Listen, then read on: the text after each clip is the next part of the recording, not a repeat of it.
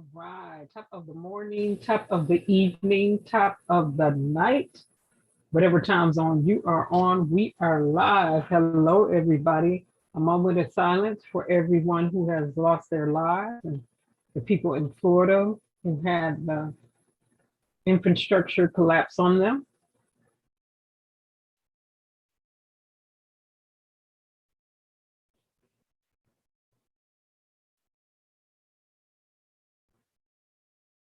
And I do have a fan on in the background, which will be staying on. Let's remember this: if we can look up, we can get up, we can get up, we can go up. Hopefully, everybody's been doing the best that they can in the situation that they are in. We have some stuff to get off into. Where have I been? Outside. Where have I been? Getting water out of just a little bit of water out of the basement because our street it had some standing water. We didn't flood like expressways. Some may have seen in Detroit, but we got a little water. It went down. So here we go. Let's get off into this.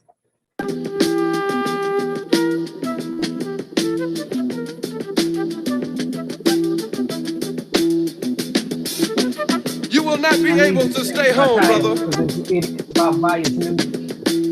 You will not be able to plug in, turn on, and cop out. You will not be able to lose yourself on Skag and skip out for beer during commercials because the revolution will not be televised. The revolution will not be televised. The revolution will not be brought to you by Xerox in 4 parts without commercial interruptions. The revolution will not show you pictures of Nixon blowing a bugle and leading a charge by John Mitchell, General Abrams, and Spyro Agnew to eat hog maws confiscated from a Harlem sanctuary. The revolution will not be televised. The revolution will not be brought to you by the Schaefer Award Theater and will not star Natalie Woods and Steve McQueen or Bullwinkle and Julia. The revolution will not give your mouth sex appeal. The revolution will not get rid of the nubs. The revolution will not make you look 5 pounds thinner because the revolution will not be televised, brother. There will be no pictures of you and Willie Mae pushing that shopping cart down the block on the dead run or trying to slide that color TV into a stolen ambulance. NBC will not be able to predict the winner at 8:32 on report from 29 districts. The revolution will not be televised. There will be no pictures of pigs shooting down brothers on the instant replay. There will be no pictures of pigs shooting down brothers on the instant replay. There will be no pictures of Whitney Young being run out of Harlem on a rail with a brand new process. There will be no slow motion or still life of Roy Wilkins strolling through Watts in a red, black, and green liberation jumpsuit that he has been saving for just the proper occasion. Green Acres, Beverly Hillbillies, and Hooterville Junction will no longer be so damn relevant, and women will not care if Dick finally got down with Jane on Search for Tomorrow, because black people will be in the street looking for a brighter day. The revolution will not be televised. There will be no highlights on the 11 o'clock news and no pictures of Harry armed women liberationists and Jackie Onassis blowing her nose. The theme song will not be written by Jim Webb or Francis Scott Keys, nor sung by Glenn Campbell, Tom Jones, Johnny Cash, Engelbert Humperdinck, or The Rare Earth. The revolution will not be televised. The revolution will not be right back after a message about a white tornado, white lightning, or white people. You will not have to worry about a dove in your bedroom, the tiger in your tank, or the giant in your toilet bowl. The revolution will not go better with Coke. The revolution will not fight germs that may cause bad breath. The revolution will put you in the driver's seat. The revolution will not be televised, will not be televised, will not be televised, will not be televised. The revolution will be no rerun, brothers. The revolution will be live.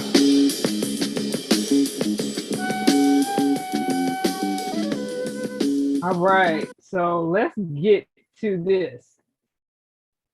I'm gonna switch the title up later, and I meant to put it in the title right now. The biased news media, which is not new for many of the African American people who know how to read between the lines.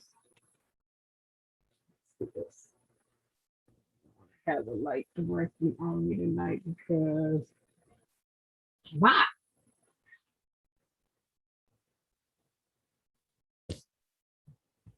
Anyway, one of the NFAC members, or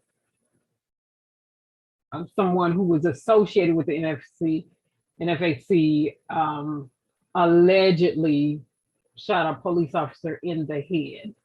And I'm going to let you hear this, and I'm just going to say allegedly. I wasn't there. I have yet to see any evidence. Furthermore, if, and hear me good, if he did shoot the police, what was his reason for doing so?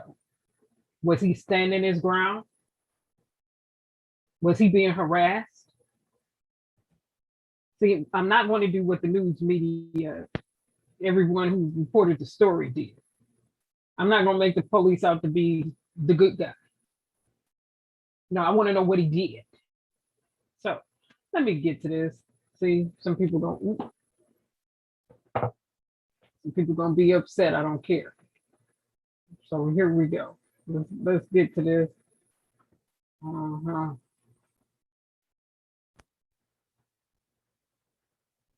They can stand with those insurrectionists.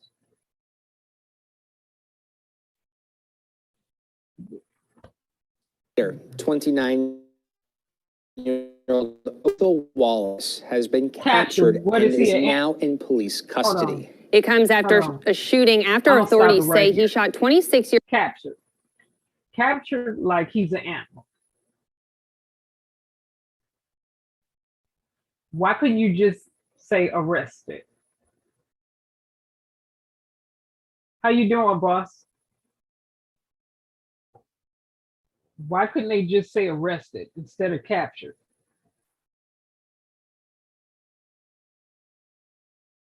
Well, let it play. Let me pull it back and let it play.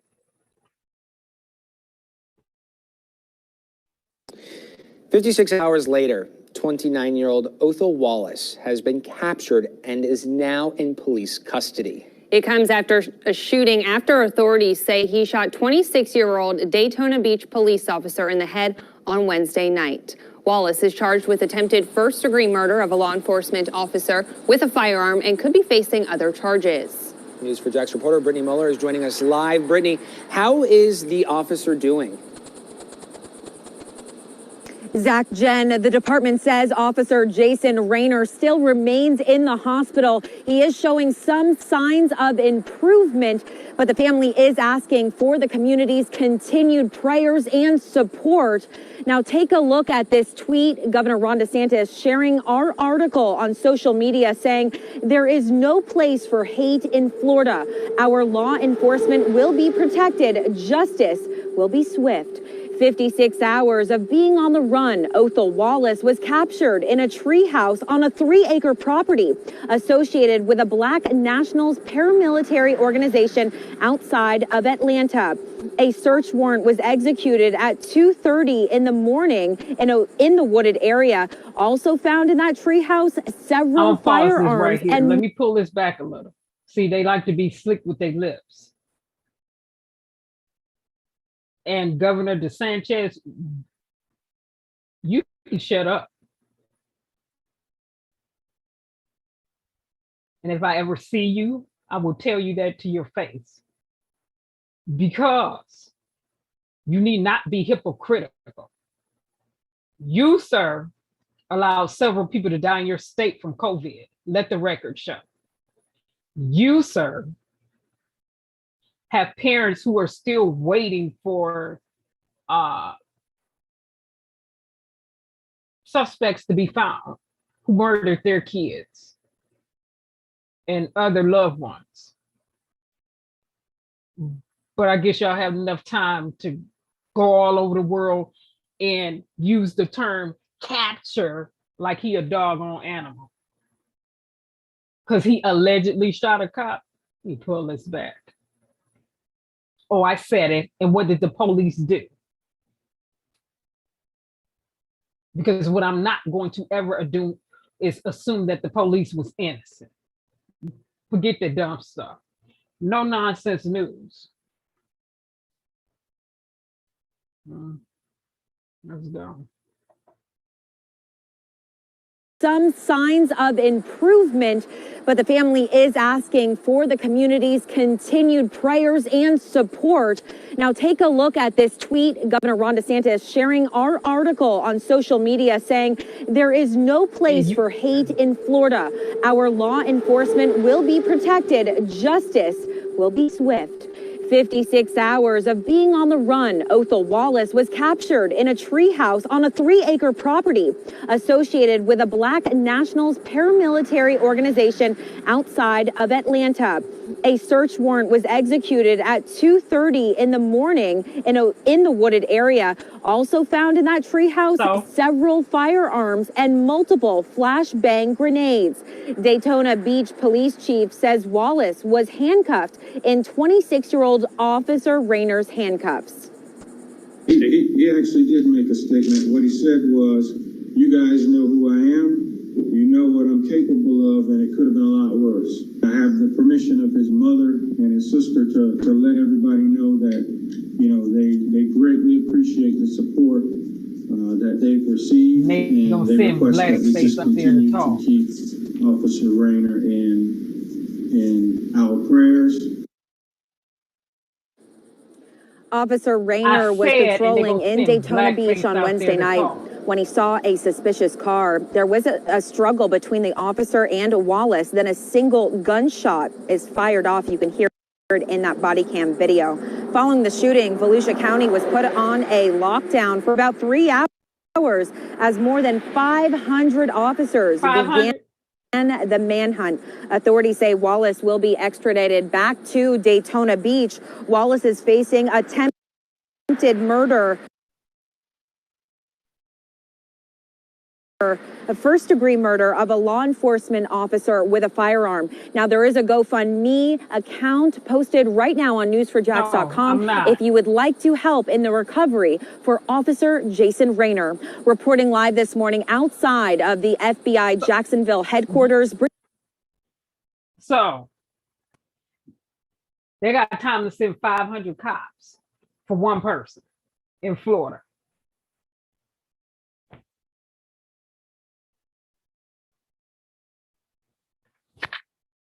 I want to see all the video footage.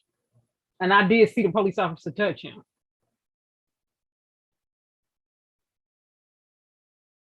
I don't give a doggone what story the police is telling. I really don't. So let the record show, hear me clear. Run the evidence in its entirety. Why was he pulled over in the first place by the police officer? That's number one. Number two, I just saw in the video footage the officer touch him. What was he touching him for? That's number two. Number three, it looked like the officer was harassing him. However, I have no concrete evidence of that because I can't hear what's being said in the video. Where's the video footage? From start to finish. Because we've learned one thing, we've learned this. And let me pull him up. And I'm not attempting to be funny. The little body cam they just showed, allegedly Boss Blake, from the officer who allegedly was shot in the head by, if it's anything that I have learned, and I think a lot of people was missing it because they were too caught up in the fact that, but I'm gonna play him back.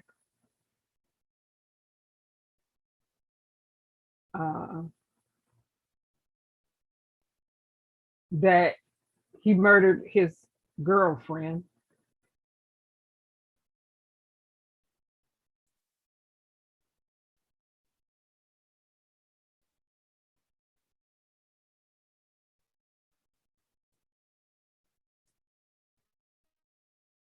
One of the things that he said that stood out, that was important,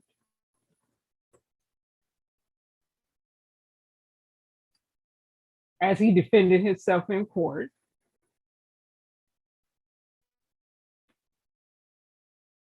was he kept saying, I didn't run. And yeah, it's twisted and he needs some psychological help. But one of the things he made clear was he didn't run, he called the cops. He was never running. He never said he didn't murder his girlfriend and his child, which is twisted. But one of the things he did say that was important was he did all of that and the police still tampered with evidence, according to him. So that lets you know the heights and the depth that corrupt law enforcement officials would go through, to tamper with evidence. And one of the important things that he did say was no. He wanted the story told accurately if you was gonna tell him. He know what happened that night, he did it. And he admitted that he did it. And said one of his reasons for defending himself in court was he did not want you sitting up there telling what took place inaccurately as you all tamper with evidence according to him. I don't know if he had any warrants. Don't know.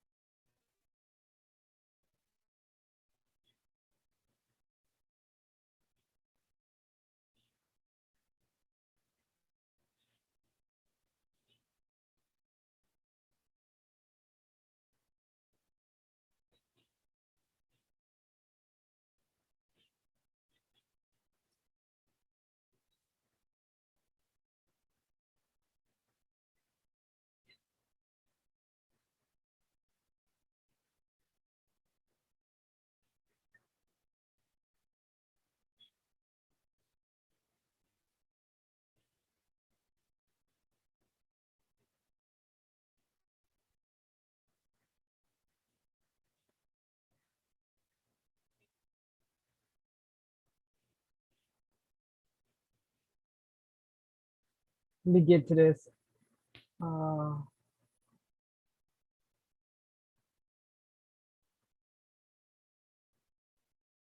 right, this is just a stop off.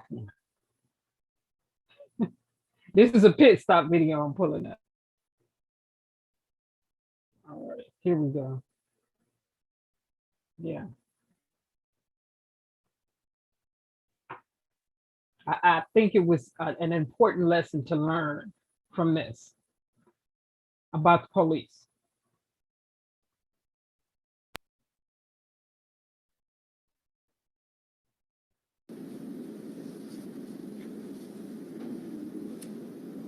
Well, boss. Mr. O'Neill, you need to speak audibly so that the jury can hear Let what me you're pause saying. this for a minute. In the footage that I see, he's in the one, he's in the yellow dashiki and shirt, and I could see the officer touching. Like, what you touching him for?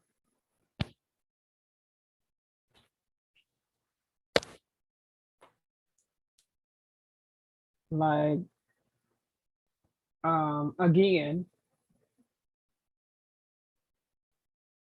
I want to know everything from start to finish. Don't just come out and say, oh, he shot a cop and no, we gotta, no, because Breonna Taylor can't talk. She's not here. Karina Gaines can't speak. She's not here. Freddie Gray can't speak. He's not here. Stephen Clark can't speak. He's not here. George Floyd, he's not here. We can go on and on and on. Tamir Rice, he's not here. He can't speak. So what you're not going to do in the news media for me is come out and say, oh, well, he shot a cop in the head and da-da-da-da-da, you sent 500 people. Slow your roll. Why? If he did it, why? What was the cop doing to him? Did the cop have a warrant, a reason to put him on probable cause? And even if the cop had probable cause, what happened? I don't know all of that. Did he have a history with this police officer? Was this police officer harassing him?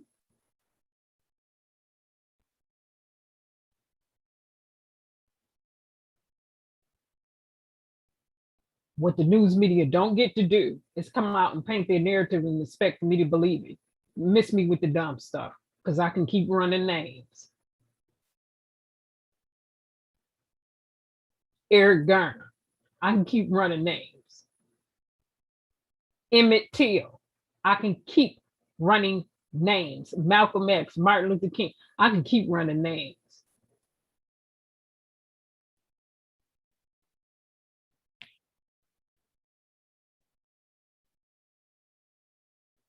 And y'all killed John Kennedy too. The old regime killed John Kennedy too. So don't play.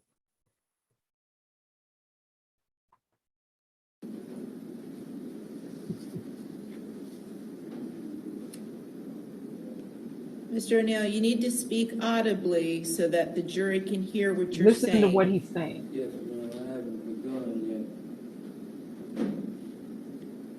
I was talking to my father.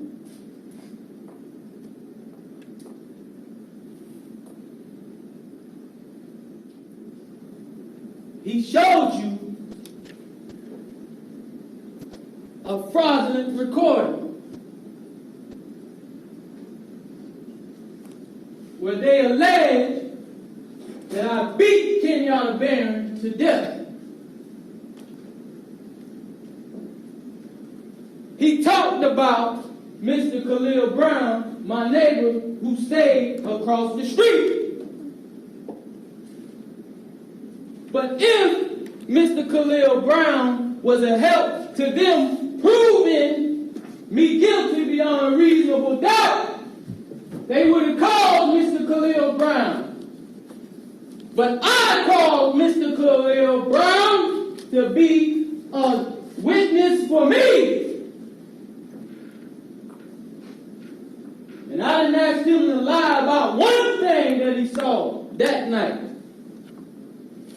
I asked him to tell the jury exactly what he saw that night. And you have to ask yourself why that is. Because he's playing a fraudulent damn recording of me beating Barron 15 damn times when that did not happen. And like I told you earlier, you will know the truth, whether in this trial or the next one. Better believe it.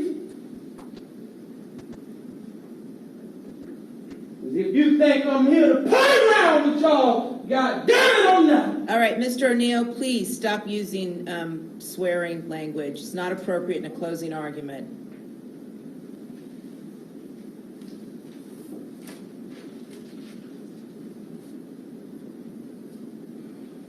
Now he played a recording that was sped up. Why didn't you play the regular recording that people can understand what the call was saying? Objection to the defendant asking me questions, Your Honor. I'm going to sustain I'm the... talking to Okay. people. Mr. O'Neill, listen, please just keep in mind this is not personal towards the prosecutors. Please keep your comments directed towards the evidence and the law. Thank you. Yeah, all these objections now. I know for a fact Kenyatta Barron's recording from her phone did not record calls sped up like that. I'm going to object now. He's talking about facts, not He evidence was of what there. he knows. He was there. Again, ladies and gentlemen of the jury, as you were Let him do his instructed, the closing. closing arguments are just that. They're not the evidence or the instruction on the law. It's just Let him what the close. parties believe the evidence shows or does not show. All right? Thank you. Because he just said y'all was tampering with evidence. You heard Mr. Khalil Brown. You've been hearing me for 2 weeks now, telling you that they committed criminal acts against me with the 911 calls and that fraudulent video that they just showed y'all. Now, I'm gonna prove it to you. You heard Khalil Brown. He said that he was actually sure that I only hit Kenyatta Barron 3 times. You heard. I called him to tell you that. I ain't running from nothing. They didn't call Khalil Brown to tell you that. I did. You have to ask yourself why that is. Because I want you to know the actual facts.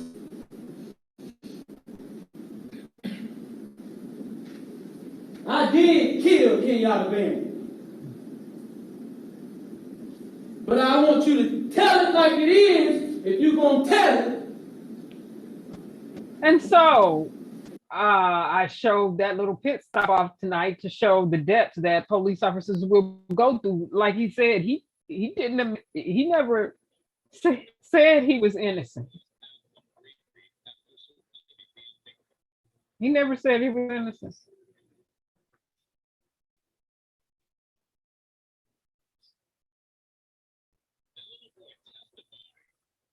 He never said he was innocent.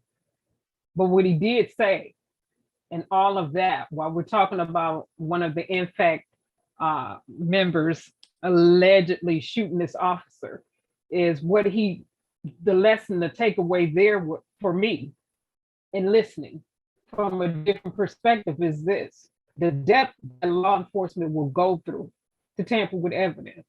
Like he said, he wasn't running. He did say he took her life. He said it. And his daughter's life too. He wasn't running. He was not on the run.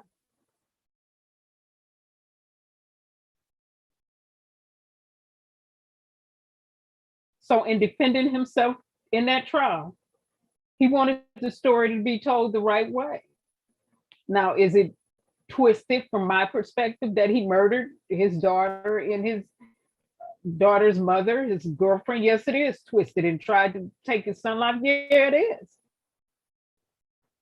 But in all of that, like he said, in all of that, you don't have to tamper with the evidence. You don't have to make up stuff and try to add stuff in. Because clearly, in his mind and from his perspective, he has nothing to lose.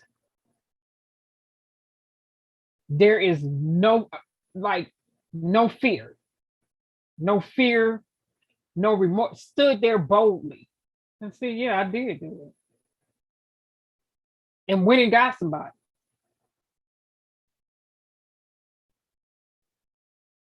So in all of that,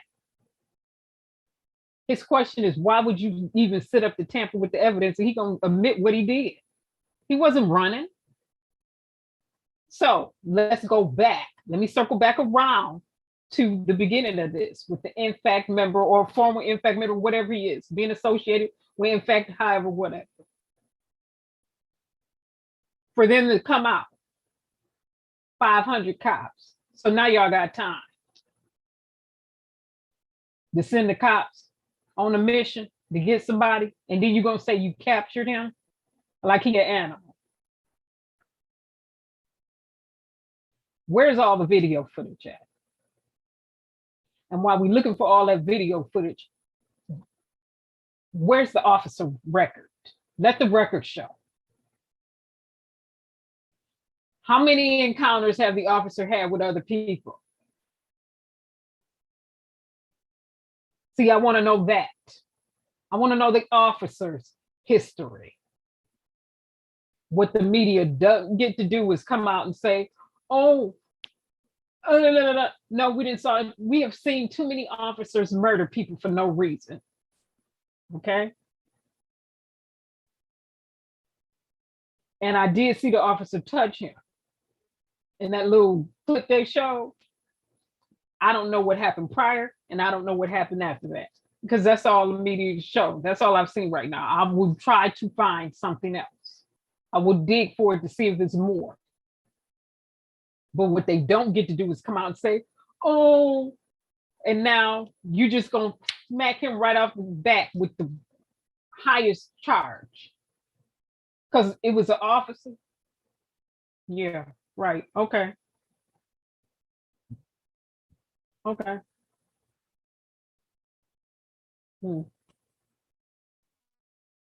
But y'all ain't had no lips for the insurrections that happened at the Capitol when the officers got killed. Governor DeSantis. You ain't had no lips when you let them people die from COVID. You didn't have no lips when that school shooting happened and the FBI had to put it on lockdown the correct way.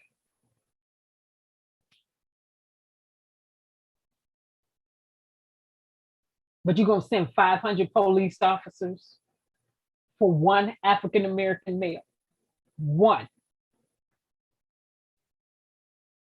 Then the news media are gonna come out and paint a narrative.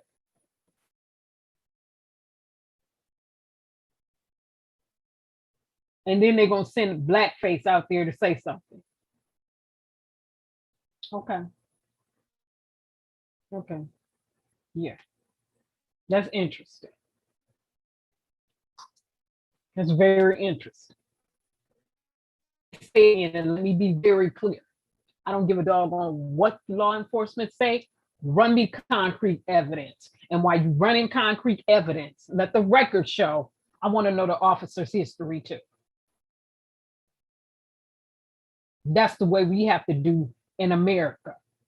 Because police officers here have a history of tampering with evidence, covered stuff up from the top to the bottom, including judges, including governors, including prosecutors.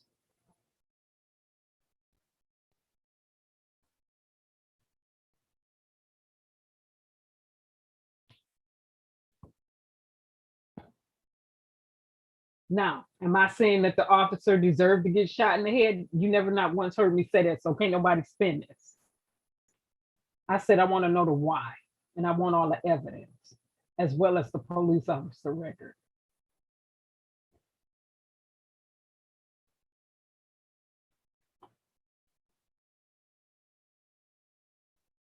Now, I think it's time for America to realize that law enforcement is not always right. Period. That's on period. Sometimes they wrong as two left shoes. Now, and so one news media outlet I heard, I wonder if, well, he called them radicalists. Okay, I listened to another news outlet and I heard him call the NFAC some radical. Oh, these are some radicalists. They're not radicalists. They're African-American people who believe in exercising their amendment rights, constitutional rights, exercise Second Amendment rights, right to bear arms here in America. So it's nothing radical about that. If US citizens can go fight these wars and bear your arms in other nations, then doggone it, they can bear arms right here in their own. Who was it written for? At first, it was only written for the white European Americans. Then then Black Americans, African Americans, or however you identify yourself, had to be written in.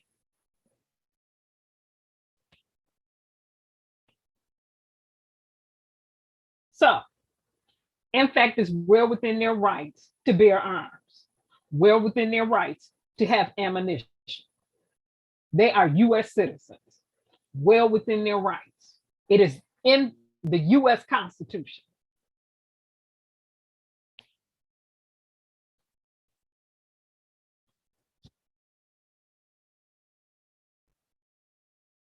And so one out anchor, I wonder if they're going to try to distance themselves away. Well, did the white Christian evangelicals distance themselves away from Trump, Rudy Giuliani, and I can keep naming, Lindsey Graham? Did they distance themselves away from them? Kyle Rittenhouse, did they distance themselves away from him? So why should Nfac members have to distance themselves away from somebody? Because he allegedly shot a cop. And I'm going to allege that because I haven't seen a doggone thing that proves that. Again, I will wait for the concrete evidence. And when it does come, I want to know what the officers did. Let the record show.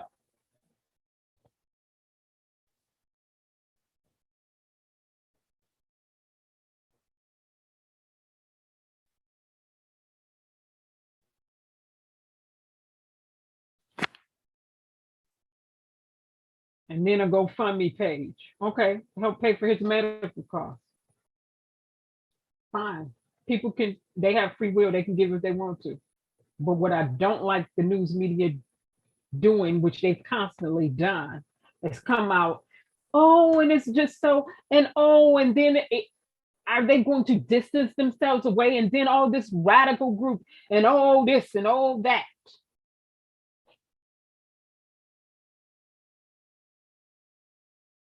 We watched radicalism take their butt to Washington and breach the building and kill officers in the process. That's radicalism.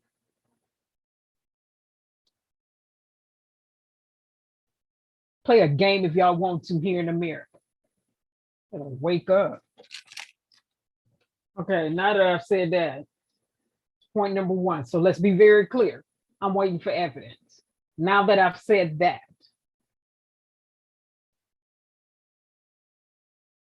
news media, I didn't hear a single news anchor say it the way it should have been said, which is, it's been alleged XYZ happened. We're still waiting for more evidence to come in or information to come in, as well as the evidence to come in. And in the process of us waiting for evidence to come in, we're also reviewing the officer's records. How about that?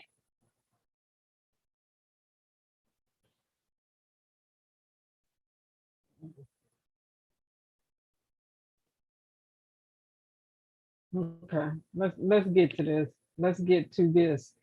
FBI being in your business. And when people see this, they see it. But you could be a day late, dollar short. I got to put that in the title too. Day late, dollar short on information. By the time some Americans start paying attention to what's really being going on, it's got to smack you dead in your face. Now,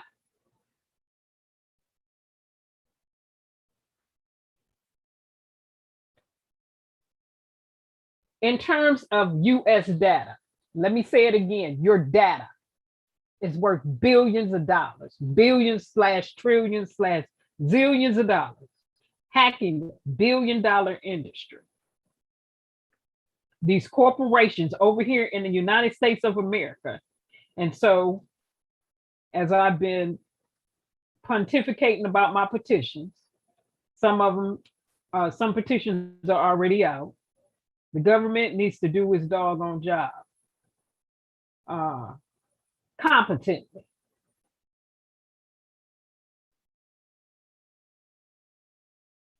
In the United States of America, and hear me good before I pull this PowerPoint up. The US government has allowed my data and other US citizens' data to be stolen, sold, unbeknownst to US citizens, tampered with, manipulated,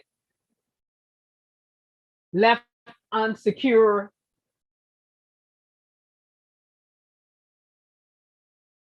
We do not have any privacy laws here in America. Let's be clear about that. And we darn sure don't have any data privacy laws here in America. Hackers, code crackers have made billions of dollars, millions to billions of dollars of US citizens' data. And the US government has done absolutely nothing, not a single thing to secure our data. Nothing. I don't want to hear about you holding a debate where you got to meet to see if you're going to even bring the topic to the floor.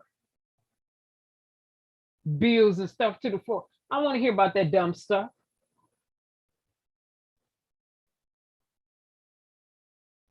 I think the hackers showed you when they started shutting down pipelines, which is not new to people in the tech community. We talked about this 10, 15 years ago, over 10, 15 years ago, and said, this gonna happen, that's gonna happen. Were we trying to be a bearer of bad news when we were pontificating and speaking about this stuff? No, we were not. Were we being prophetic? No, we were not. We were just forecasting, really, saying, if you don't pay attention, this gonna happen, that's gonna happen, this gonna happen, that's gonna happen. Now ransomware, they locking your systems up. And that was a Russian organization. Lock your system up. Now you can't get in, people's data are, people's personal information is there. Social security numbers, driver's license, date of birth, and everything else. Medical records.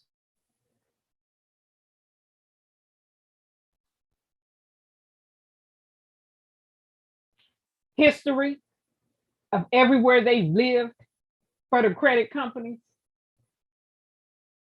who've been hacked repetitiously. All three. US government has been hacked repetitiously.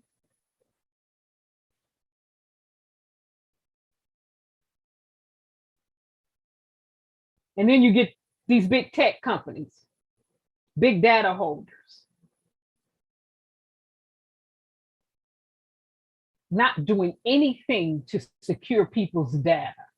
You want to get paid off the metadata, right? You want to get paid off your analytics and your artificial intelligence, and you don't want to do a doggone thing to secure people's data. And so my logic always included fines and a lot of it, a lot of money. And I'm not talking about finding, millions. I'm talking about starting close to $1 billion. You don't want to secure people's data, but you want to sit up there and make all the money off people's data. Tech companies made $1 trillion during the pandemic. Don't play with me. Combined.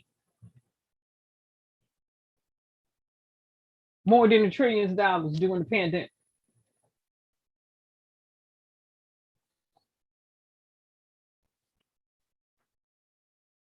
So Microsoft, let's get to you. FBI, let's get to you. Because the FBI had to go in and basically,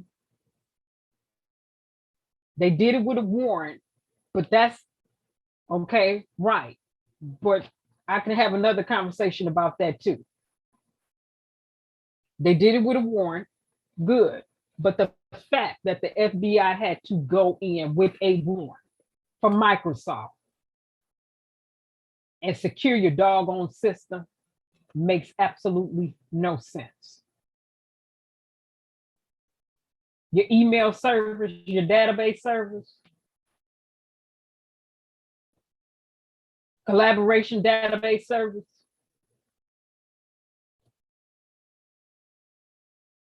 But y'all sit up and sell people data or make money off of it. You sit up and you run the metadata, that's information about information, and you run detailed analytics and you make money off of it. And you couldn't secure the people data. Google, you do the same thing. Facebook, which I abhorred, does the same thing. And I'm probably getting ready to shock some of my friends because I'm in a minute deactivate my Facebook account again. And this time when I deactivate it, I'm gonna shut it down for good. Period.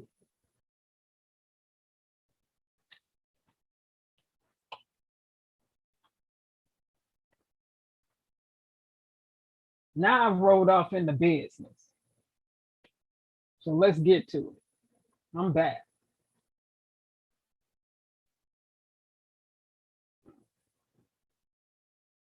Exit out of that. Go to my small screen.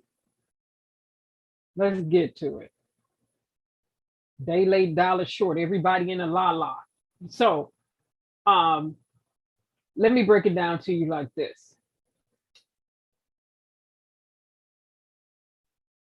People can sit up and wait for this conversation. Is more than just the topic, the subject matter, which is more than just the subject matter. You can sit up and wait for somebody to play a game with your medicines or your medical if you want to, or you can sit up and let somebody twist you up and make it look like you did things you did not do from an electronic perspective if you want to, or you can get actively engaged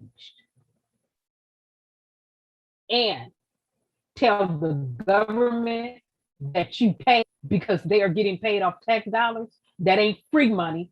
It's money coming directly out of your checks to get up off their butts and do their jobs. And that means pass laws, comprehensive laws with real data protection. That includes fining corporations and everybody else who allow your data to get stolen, as well as them revealing within the first 15 days that their systems have been breached when they find out about it. And stop all this lemon security.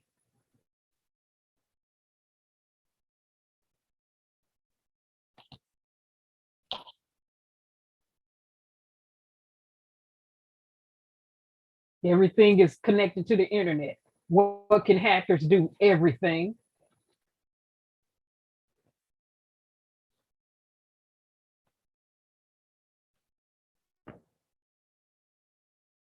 It's a business. That's worth billions of dollars. That makes billions of dollars annually. I'm sitting up here getting hot and sweating. Ooh-wee. That's why I've been minimizing my life. My hair starting to puff back out at the end. That's another reason I've been minimizing going live lately, because my hair has been doing whatever it feels like it want to do. Drinking oil down, and I did put some oil down on earlier. Went downstairs to mop a little, and my hair just getting back a little, whatever. Let me get back on topic. Wake up, data privacy and security. People want to be a day late and a dollar short when it comes to systems over here in America.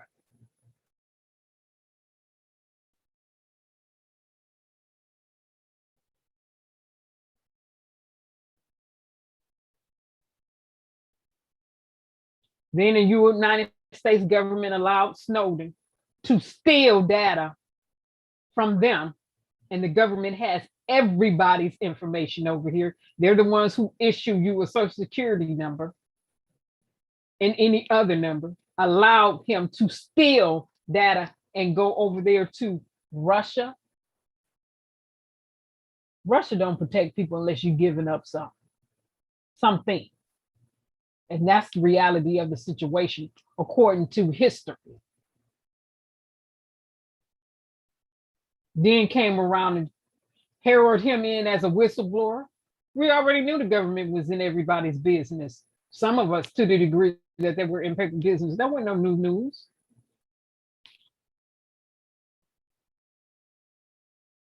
The news is, what did he take up out of it? Because he walked away with a bunch of data. US citizens data. How much data did he walk away with it? Who did he give it to? And why was Russia protecting him over there? Because Russia usually try to kill their own people. They have a history of poisoning their own people. Just like the United States have a history of murdering their own people.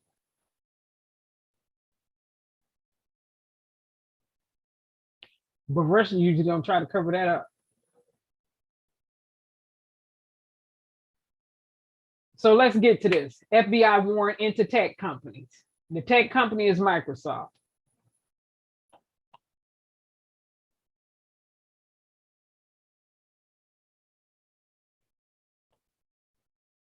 Now I'm going to lose some people here when they play this back. If you watch it, whatever. But let's get to it.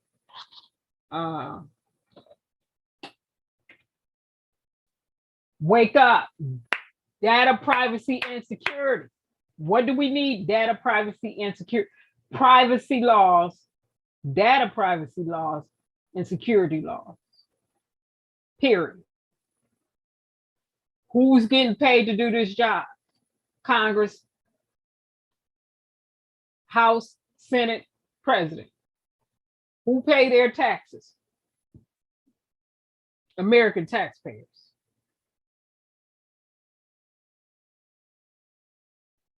So whose responsibility is it to hold them accountable?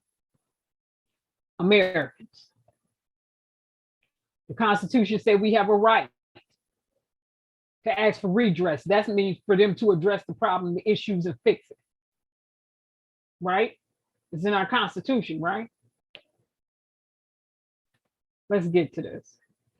All right, a court in Houston has authorized, and this happened a few months back this year, the FBI operation to copy and remove backdoors from hundreds of Microsoft Exchange email servers.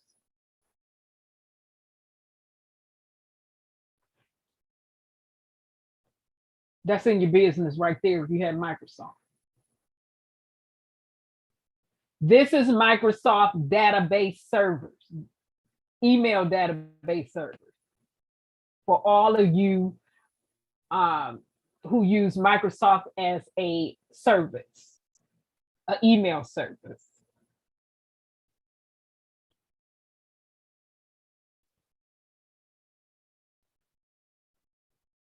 Months after hackers used 4 previously undiscovered vulnerabilities to attack thousands of networks. Interconnection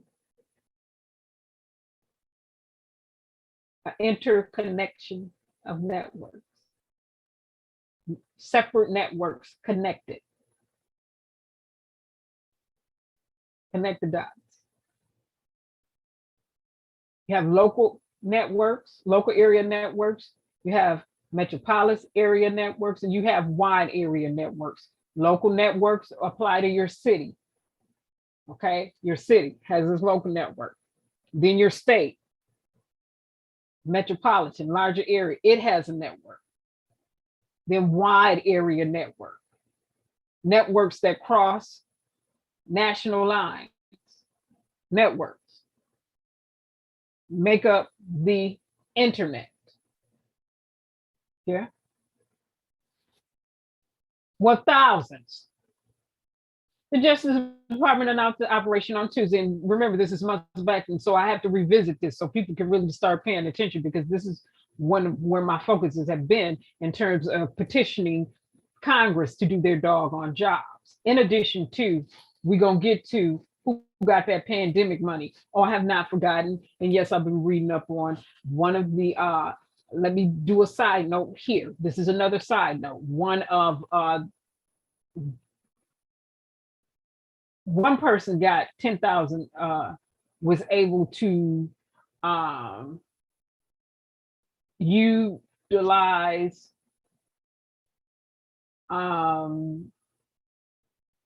that process thousands of times, and it was a wealthy person. And I've seen news media come out and talk about the regular standard US citizens who have an LCC or, you know, a small business, but I haven't seen them come out and talk about the corporations that got all that money and that abused the law that passed, that careless act law that passed.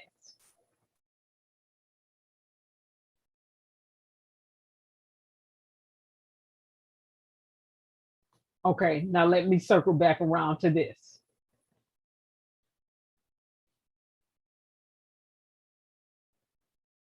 So in March of this year, Microsoft discovered a new China state-sponsored hacking group,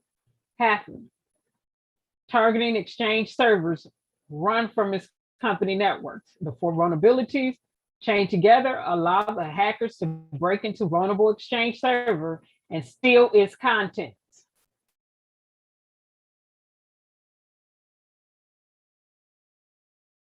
So you're in a database server stealing data. What's transmitted across the internet at all times? Data. Is there ever a time data is not being transmitted across the networks, across the internet? No.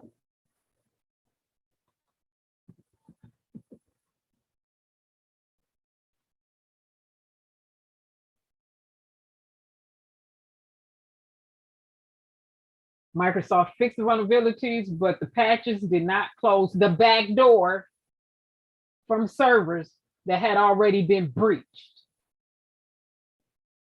So Microsoft, you can patch all day long, but you still didn't deal with the back doors.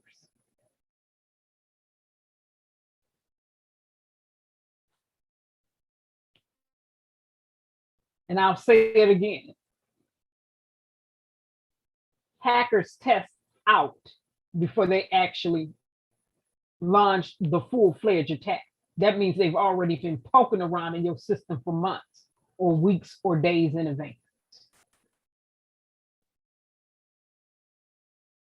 That means your security sucks, Microsoft, period. You didn't secure people's data, period. You're making all that money off people's information, artificial intelligence, and you didn't secure people's data. Emails.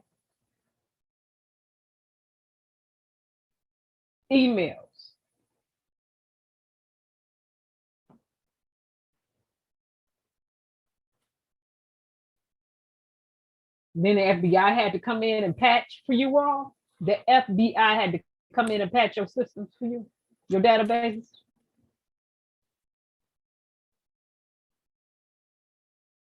And when I say systems, understand everything has a system when it comes to technology. It's about the system.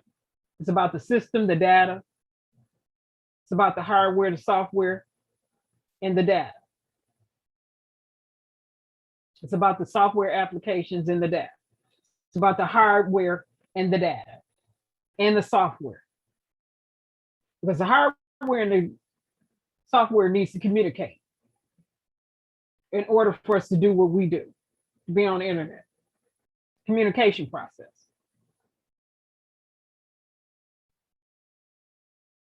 So we can get to what? The data.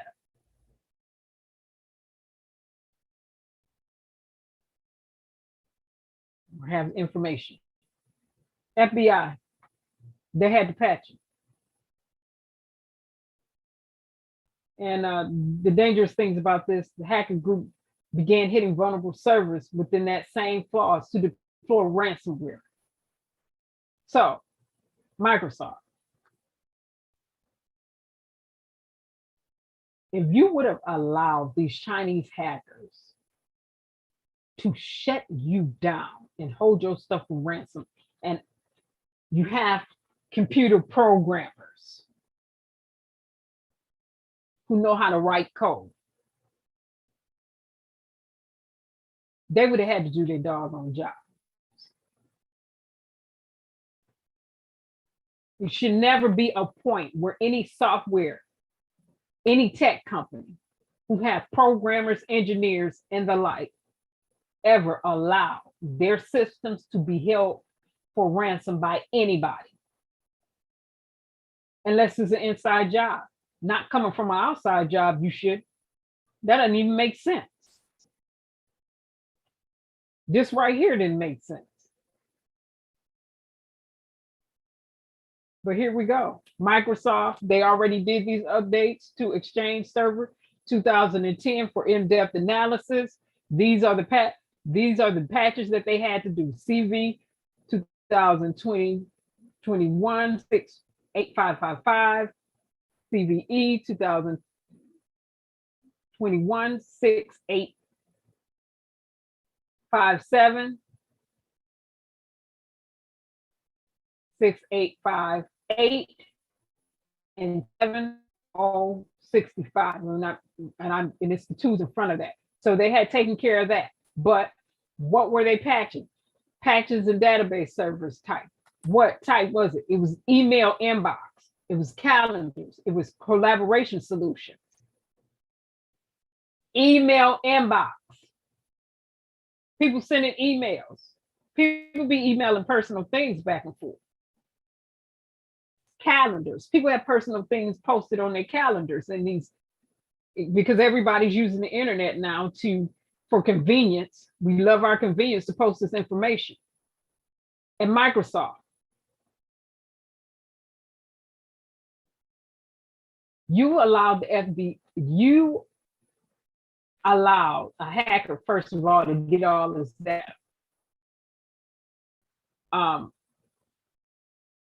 Your email subscribers, they utilize your service, their information is what the hackers got,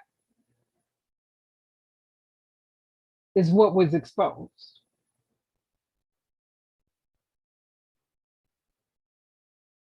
Calendars, collab solutions. What if people were coming up with ideas? Because other nations love to steal intellectual property.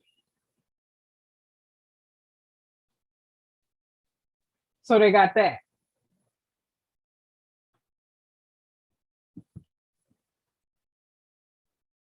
So let's get to it. Cookies, tracking, and other privacy violations. Let me pause for a minute. Now let me bring it full circle. While I'm screaming and hollering about data privacy, privacy laws, and data security laws here in the United States. US government, and we stay actively engaged.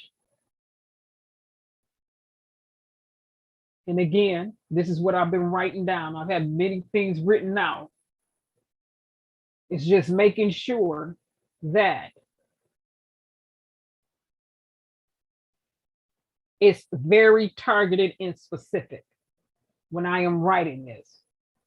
Cookies, that's tracking. Other privacy violations. I no longer want to see, let me give an example.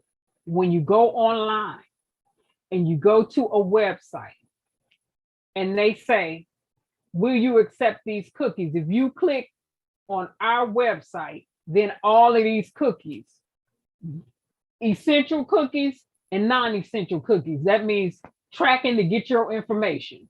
That means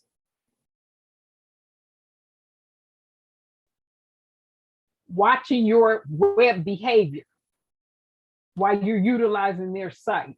That means, like Facebook did years ago, unbeknownst to people, when they clicked on the website or was not clicking on Facebook website, installing cookies on people electronic devices tracking their web behavior, violating people's privacy rights, being nosy, violating people's privacy rights, to use that metadata information about information that they were gathering against competitions,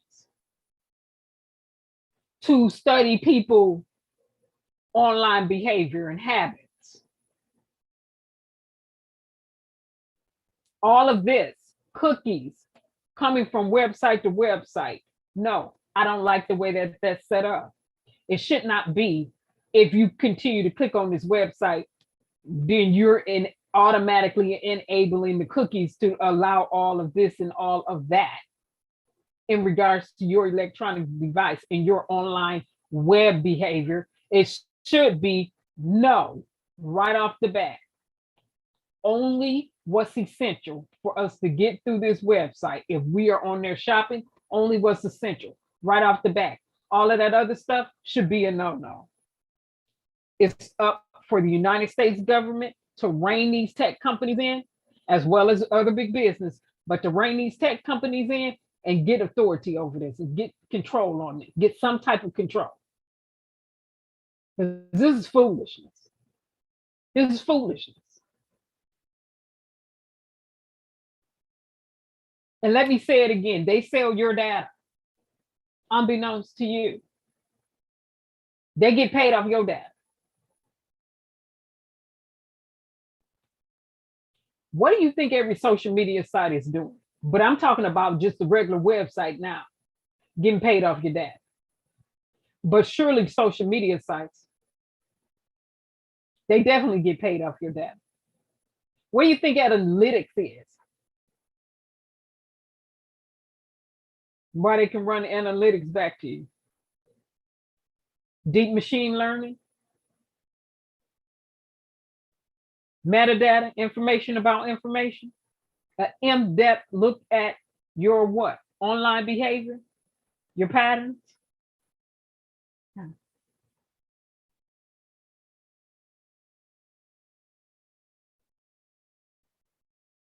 Online look at people what? Behaviors, patterns?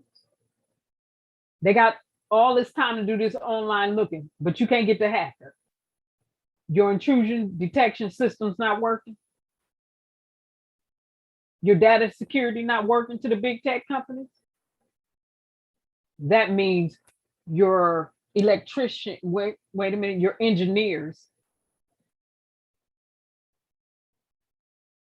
And if you're a tech company, you should have engineers, your computer programmers who write the code, create software, that could be an engineer or programmer, are not doing their doggone job to secure your systems and people's data. If you want to be a big data holder, you better doggone well protect people's data, because it is not funny. People inbox emails have been, all that data, China got it. China, Russia. Is this new? No. But to the extent and the degree that they are collecting all of the data now, it's dangerous, and it's been dangerous. Now this is getting even more and more dangerous. It's getting more and more serious.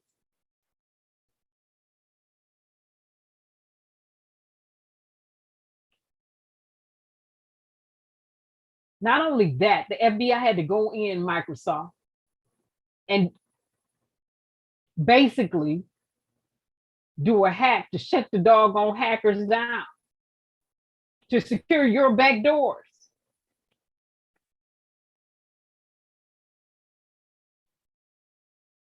So some people in the tech community are a little concerned about that, because they want to know,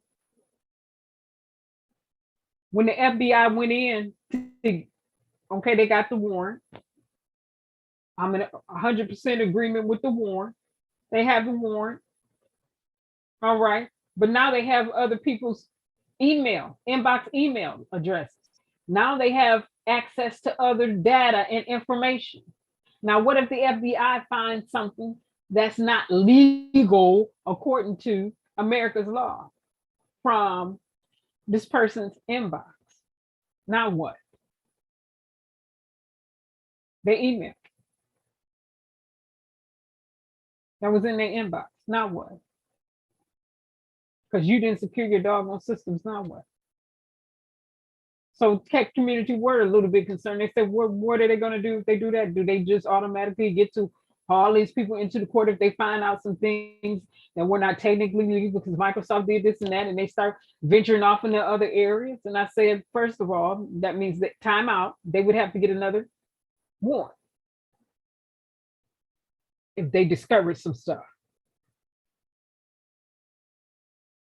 Go get another warrant.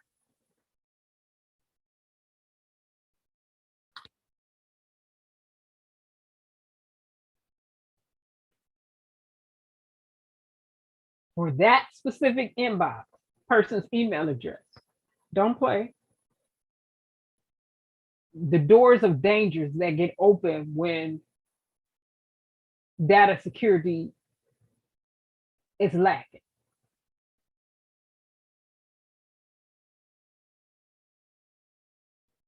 Now, I'll say it again. No one can offer 100% data security, but we can do a much better job than what's being done in the United States when it comes to data. And also goes back to Congress, who creates laws. You sit up, you voted for them, or you didn't vote for them. But at the end of the day, whether you are voting or not, you still paying.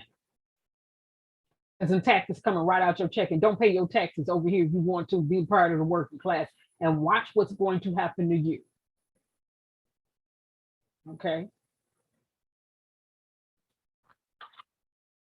But you're paying them regardless, whether you're participating in the process or not. And to me, it's nonsensical to sit up there and pay somebody money to do a job and not hold them responsible or accountable, or to allow their incompetence behinds to sit there and continuously not produce, be unproductive. That makes no sense to me. And it shouldn't make any sense to you as a US taxpayer. But some people do it for religious reasons. They can't vote because their religion said they can't vote. They can't vote because this and that. They don't, some people say they don't vote because, you know, it doesn't do anything. And you sit up there and you let Congress make laws that impact your everyday life.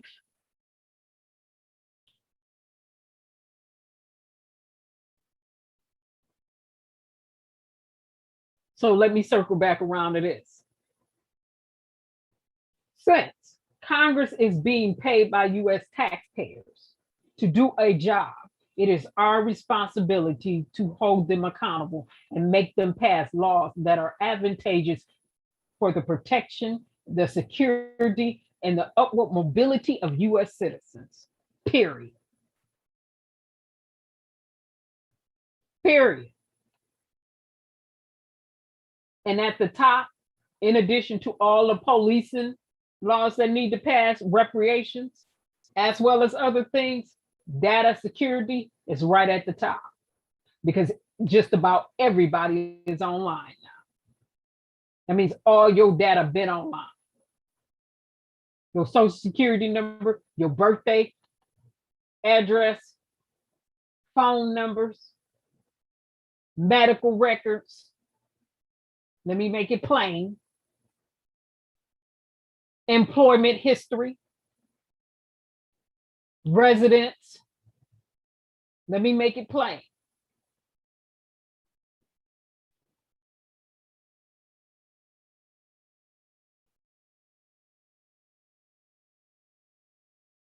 So it is our responsibility to stay actively engaged. We have to.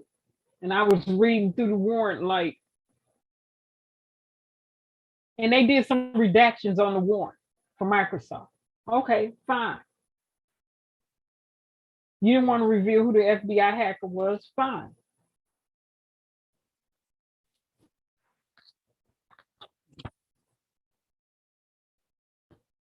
But this is serious. And here's my hair swelling up again at the end.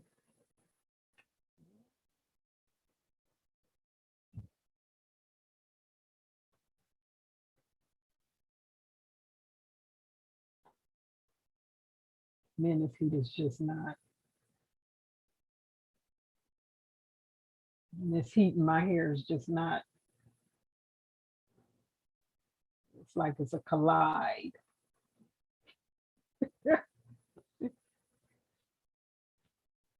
Let me circle back around to this.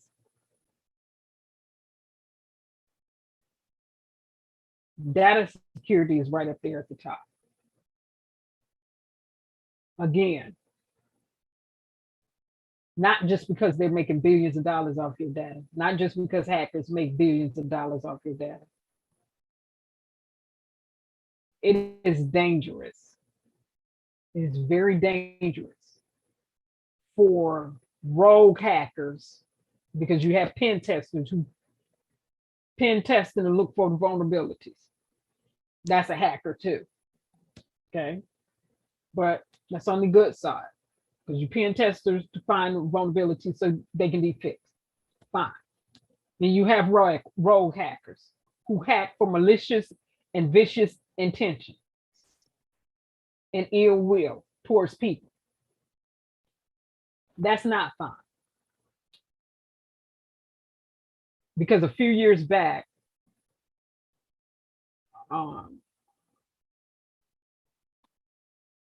when those hackers hit those medical records from the hospital that they hacked, and because we are in the tech era, the era of all things technical, all things technology, all things internet, all things connected to the internet. When they hit those hospital equipment that was connected to the internet, when they hit that hospital equipment that was connected to that internet, they gave intentionally a patient the wrong type of medicine. Hackers, rogue hackers sitting up in the background.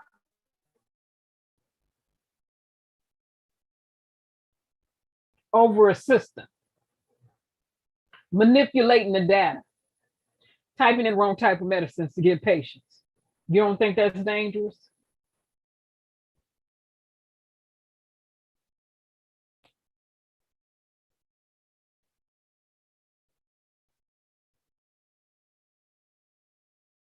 And people want to talk about troll accounts. People want to talk about other things.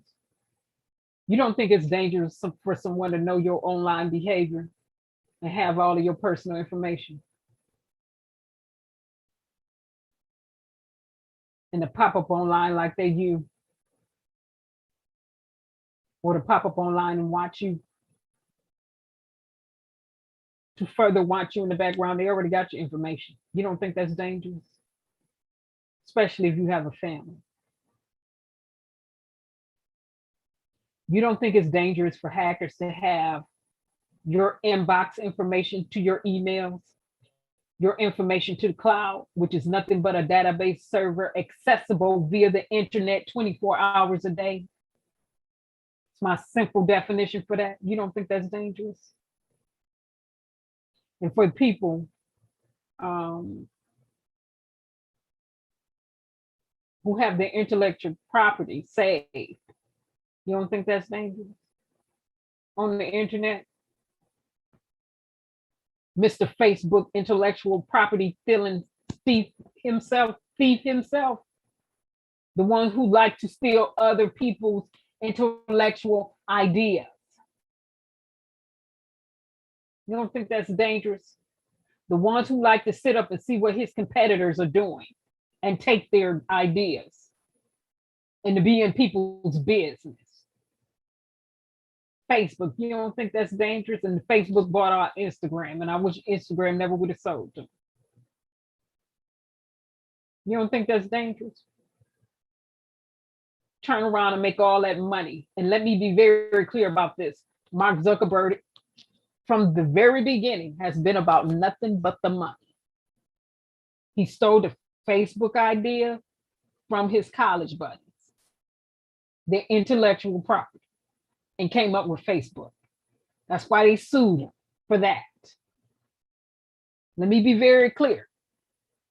I don't care how he tries to dress himself up in a suit and come out pretentiously and seem like he's innocent. That's a lie. That whole facade right there is fake, as far as I'm concerned, in terms of caring about people for real.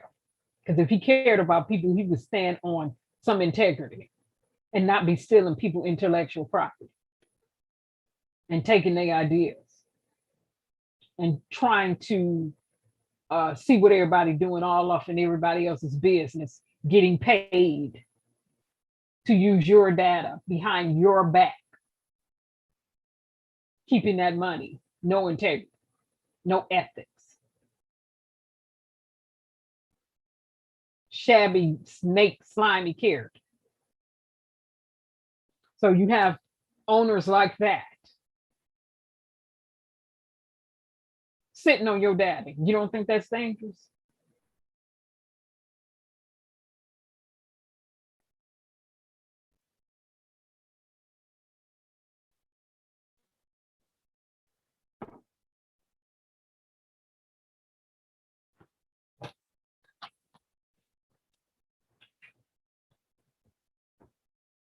And the way the police, now let me bring it back full circle again, found one of the NFCA members or someone associated with an NFAC, the way the police found him, you don't think that was dangerous either, because they was tracking there too. That dealt with some tracking too.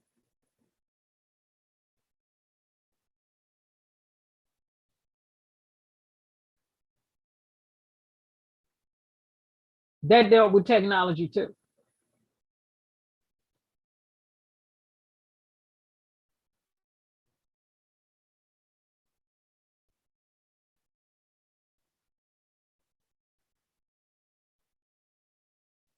Okay, so this is what I have to say. And I'm gonna get off. But we've got to pay attention. We have got to stay engaged. And I did my side bars or side points early on in the video with O'Neill and talked about some other topics.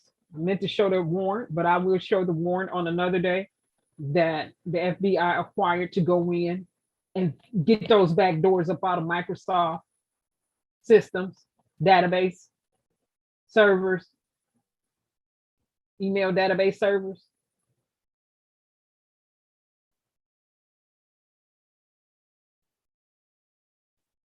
Because I'm hot.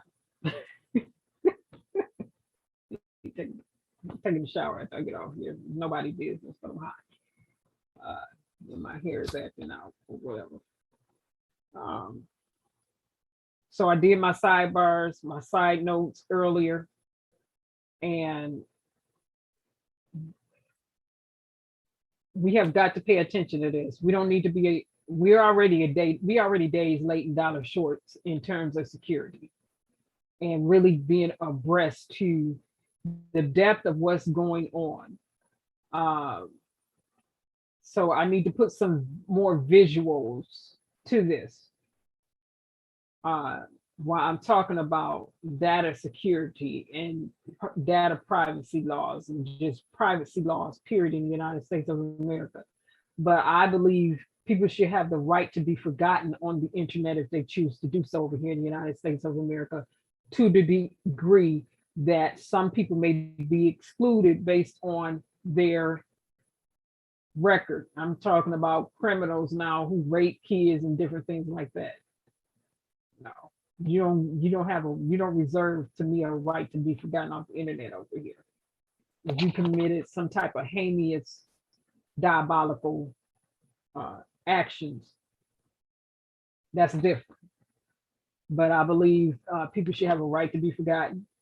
That means they are no longer in any of the search engines or databases over here. should they so choose to do so, with conditions based upon some contingencies.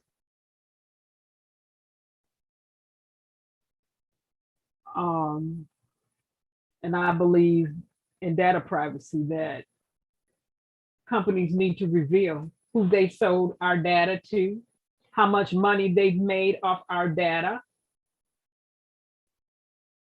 how many times they have been hacked at the top of the list, how often, how much money they're making, how much machine learning are they doing on the data that they are housing.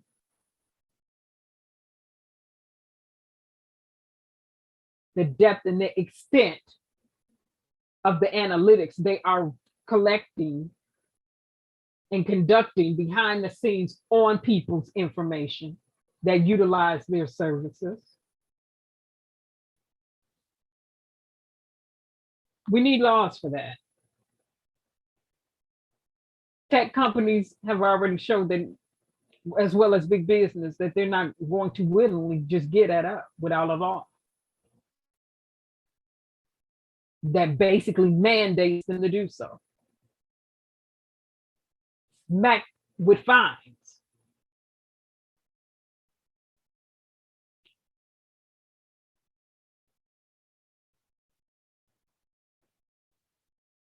Right. So we got to pay attention to data. Do not ever think that your information is not important. It may not be important to you, but it's vital in another nation and they're making billions.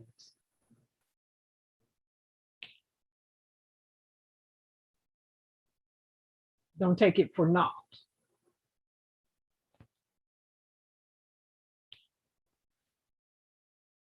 Now, saying that, because I'm closing, let me go back to this news media. Unfortunately, it's not new that news media like to come out with their narratives.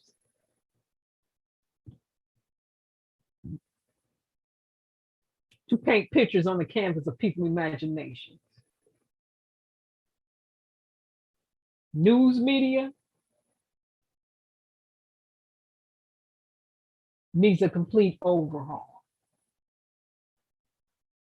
And from my perspective, again, it is our responsibilities, and I've saw many petitions because news media is licensed by the government to operate.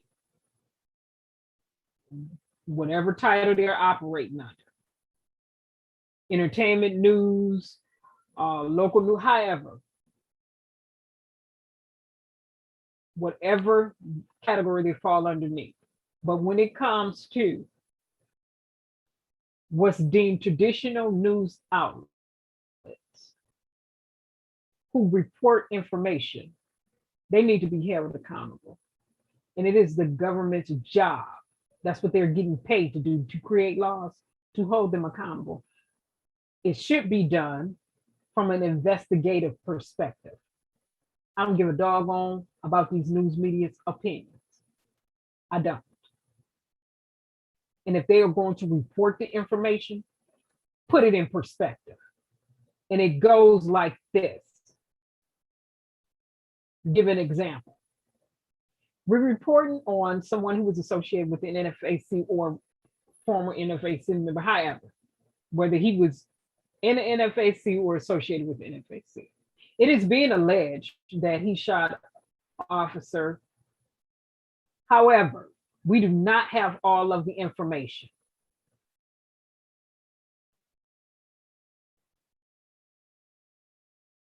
Our investigative journalists are looking into police, the police department. Because they had already looked into his information.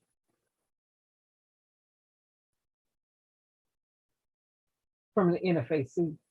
They had already done that. We needed them to be non-biased and do both sides. and to show a tweet by the governor.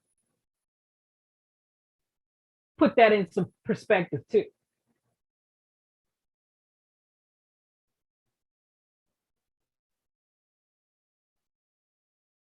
And go back and pick up one of his radical extremist tweets.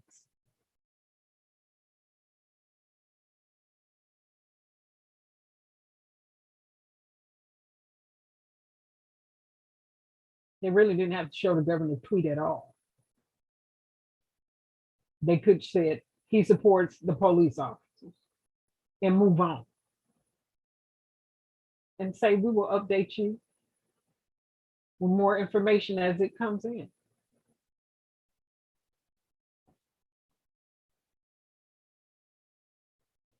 But it is our responsibility to make Congress hold news, to pass laws to hold news outlets accountable.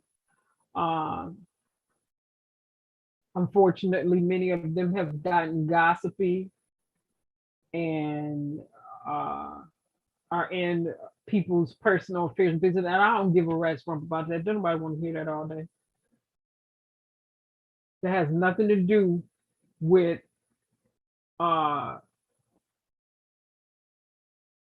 things we need to be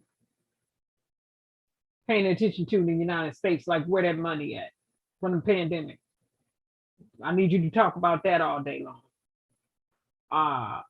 Insiders, traders among Congress, elected officials. I need y'all to talk about that.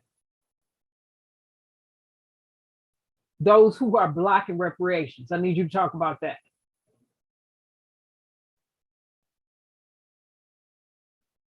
Officers abusing the law and violating and breaking the law. I need y'all to talk about that, investigate that, as well as the good things that go on in the community amongst African Americans and other ethnic groups over here in America. I need y'all to talk about that.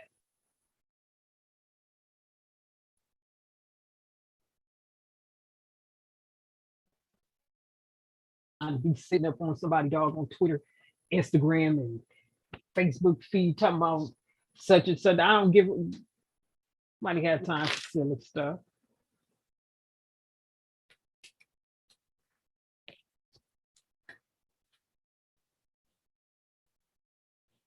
So it is our responsibility to hold Congress responsible and make them do their jobs so they can make the other people that they license do their jobs. Like, where did that money go that was given to those subsidies? Did it go to the people, or did the corporations steal it again? Because they have a history of stealing subsidies. It's a lot of information we need to know. Like, what's the state of infrastructure here in America? State by state, city by city, village by village, county by county. Like, where are we standing? Like, where are levy levels at? Like, what our infrastructure looking like over here? Like, it's other things that we need to be concerned with.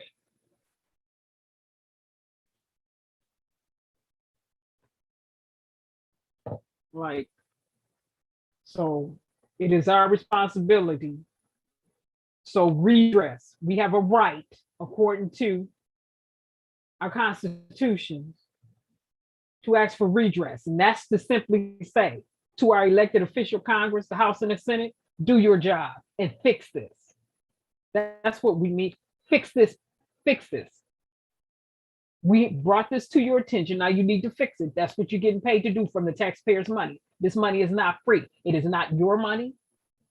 It's the taxpayers' money. It's the US citizens' money. Y'all took out of Federal Reserve banks. That money sent up in the Federal Reserve Bank did not come from big business.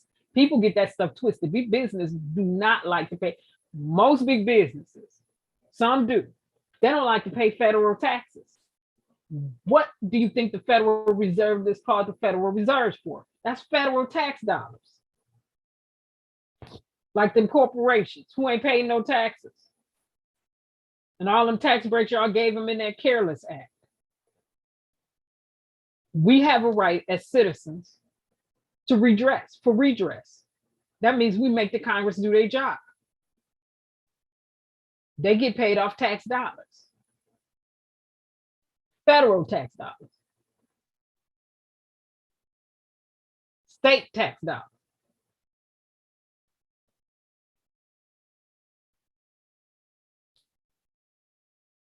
That ain't, this is, let me use my best slangonomics.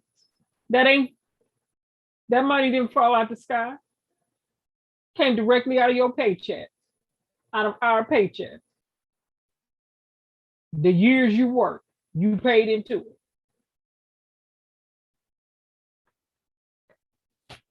Money sitting in the Federal Reserve banks came from your federal taxes, coming directly out your check.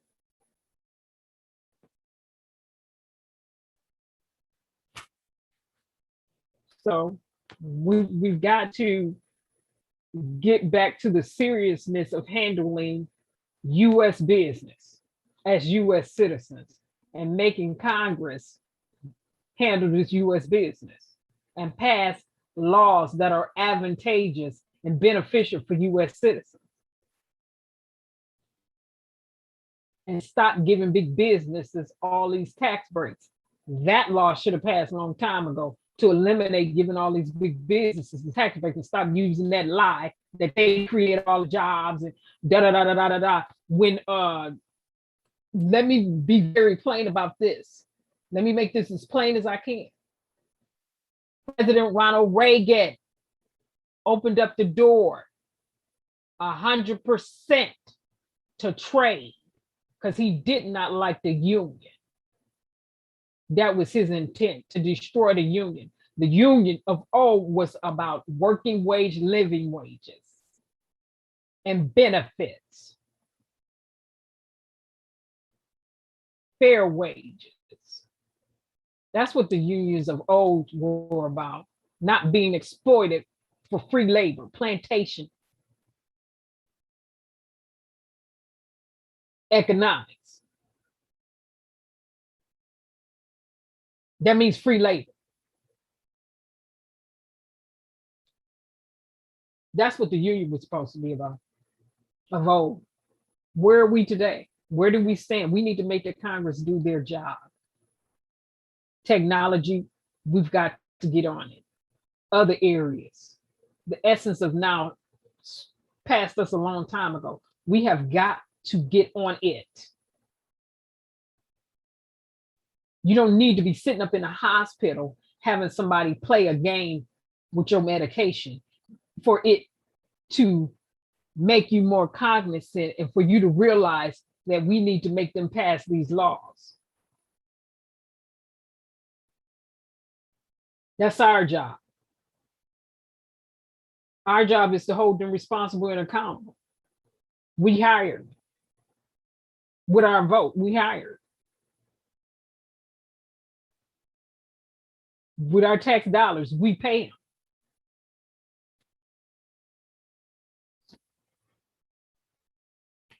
Now let me finish up what I was saying about big business. Most of them don't pay taxes. They too busy hiding their money in foreign accounts, so it don't get taxed. Let me go back to Ronald Reagan, like I said, who opened up the door to trade. Big business need not say we doing all this job creation over here in the United States of America. Forget that dumb stuff. We can go back historically and run through and let the record show that that Republican talking line point is null and void because you sold America out a long time ago to everybody else. They got the jobs because you didn't want to pay money over here for a living wage, working wage. You thought you should get labor for free. As a matter of fact, while I'm right here, before I get off and I say, let me wrap this up. $750, what is it? Minimum wage, $7.50 hours? That's slave wages. You might as well say people working over here for free.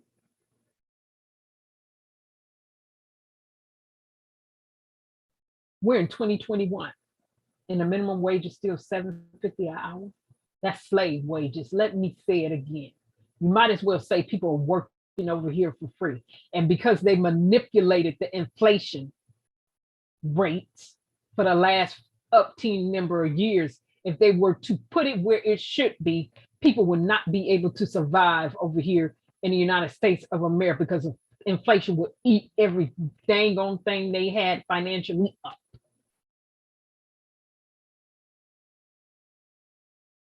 So it is our responsibility again to make Congress do their jobs or send their butts home.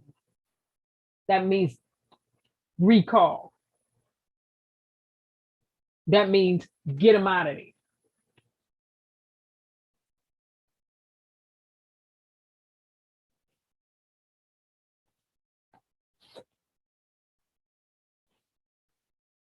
Again, we need to turn our attention back to the things that we need to take care of as US citizens. Policing, wages, reparations, privacy laws, data security laws, data privacy laws.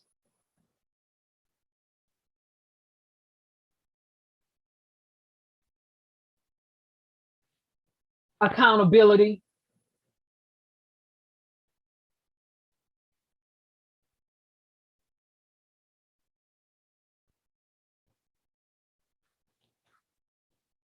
Now, having said that, you all have a pleasant evening and a pleasant night.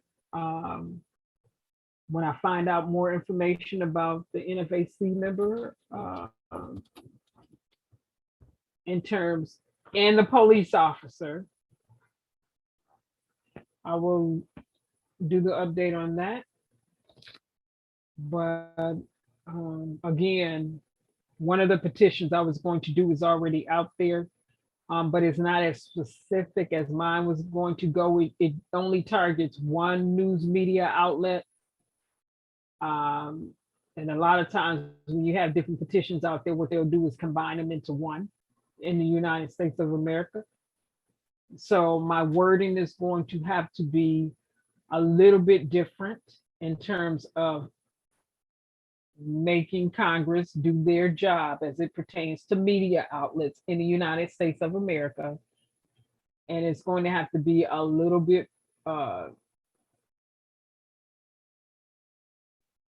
I'm going to have to agilely, when I deal with technology, I'm going to have to more than likely break those petitions up because of the way that they would see them in terms of topics, subject matters.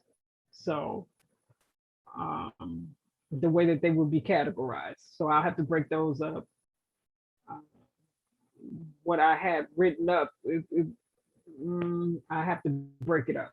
I would have to break it up because of the way that they would interpret. So, but that's one of the ways that we, as well as protesting, and protest means to resist, as well as petitioning, garnering the signatures that's needed,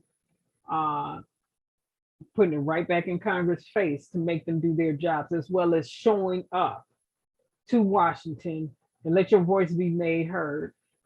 Many of us do it at a state level, we do it at a local level. But sometimes you just gotta go and let them know that you're not asleep and you're aware. And you're not gonna keep taking, and we as a people are not gonna keep taking all these excuses because it don't make sense.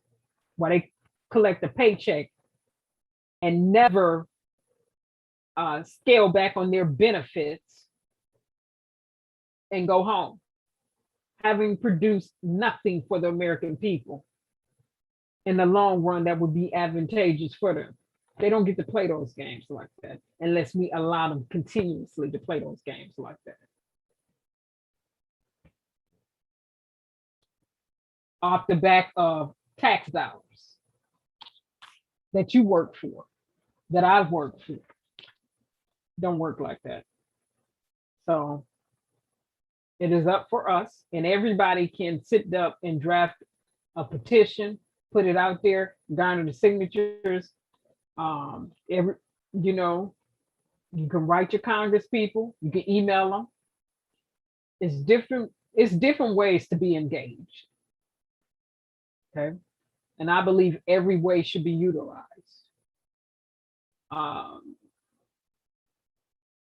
You know, so having said that, let's stay cognizant of what's going on, especially in terms of the internet, as well as other areas, as well as hold news media accountable for the frivolousness way that they present information. Now, with that being said, you all have a pleasant evening and a pleasant night. I need to go get in the shower. All right.